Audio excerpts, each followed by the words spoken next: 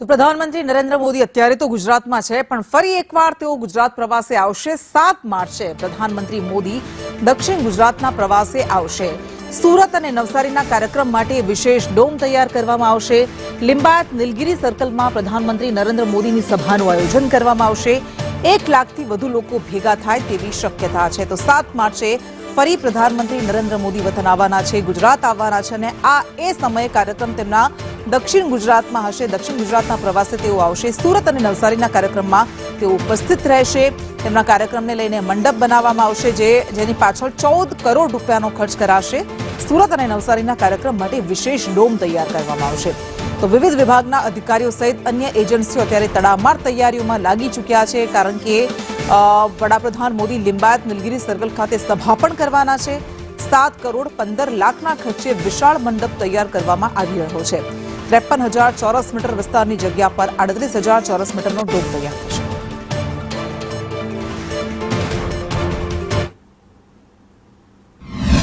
પ્રધાનમંત્રી નરેન્દ્ર મોદી 7મી તારીખે સુરત આવવાના છે અને નીલગિરી ગ્રાઉન્ડ ખાતે એક સભાનું આયોજન પહેલા એક 3.5 કિલોમીટરના રોડ શોનું પણ આયોજન કરવામાં આવ્યું છે। તેને લઈને અહીંયા તડામાર તૈયારીઓ ચાલી રહી છે। 1 લાખથી વધુ લોકો ભેગા થાય તેના માટે એક વિશેષ ડોમ તૈયાર કરવામાં આવ્યો છે અને ગરમીને ધ્યાનમાં રાખીને અહીંયા ફોગિંગ સિસ્ટમથી સાથે સાથે પંખા પણ લગાવવામાં આવ્યા છે। ત્યારે આપણે બેન સાથે વાત કરીશું। બેન, પહેલે તો કેટલા લોકો ભેગા થવાની શક્યતાઓ છે? આદરણીય વડાપ્રધાન શ્રી નરેન્દ્રભાઈ મોદી સાહેબ જ્યારે સુરત શહેરમાં અને ખાસ કરીને લિંબાયત વિધાનસભા વિસ્તારમાં આવતા હોય ત્યારે ખૂબ જવાબદારીપૂર્વક અમને અહીંયા જવાબદારી નિભાવીએ છીએ। સાથે સાથે આ સરકારી કાર્યક્રમ છે અને એમાં અન્ન સુરક્ષા સંતૃપ્તિ યોજના અંતર્ગત અહીંયા જ્યારે બધા લાભાર્થીઓ આવવાના છે, એ લાભાર્થીઓની સંખ્યા લગભગ 75,000ની ઉપર રહેશે।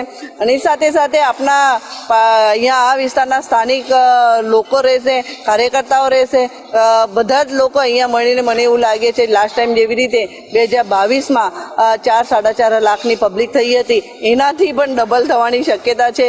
કેમ કે મોદી સાહેબને જ્યારે લોકસભા પછી પહેલી વાર સુરત શહેરમાં ગુજરાતમાં આવતા હોય ને એ બી સુરત શહેરમાં આવતા હોય તો અમારા માટે ખૂબ અમે ભાગ્યશાળી માનીએ છીએ કે આ વિસ્તારમાં આવે અને મોદી સાહેબને લોકોને મળે, એ જ અમારા માટે મોટી વાત છે। તો ભાઈ, અને જે કે સંગીતાબેન પાટીલે કીધું છે કે તડામાર તૈયારીઓ ચાલી રહી છે અને જે લાભાર્થીઓ છે તેમની સંખ્યા તો 70,000થી વધુ છે, એટલે કે સ્થાનિક પબ્લિકને આપણે વિચાર કરીએ તો લાખોની સંખ્યાના અંદર જન્મેથી જોવા મળશે અને સાથે જ રોડ શોના અંદર પણ બંને તરફ લોકો ભેગા થાય તે પૂરેપૂરી અપેક્ષાઓ દેખાઈ રહી છે। કેમેરા પર્સન અજીત પટેલ સાથે આઝમ સાથે સંદેશ ન્યૂઝ સુરત।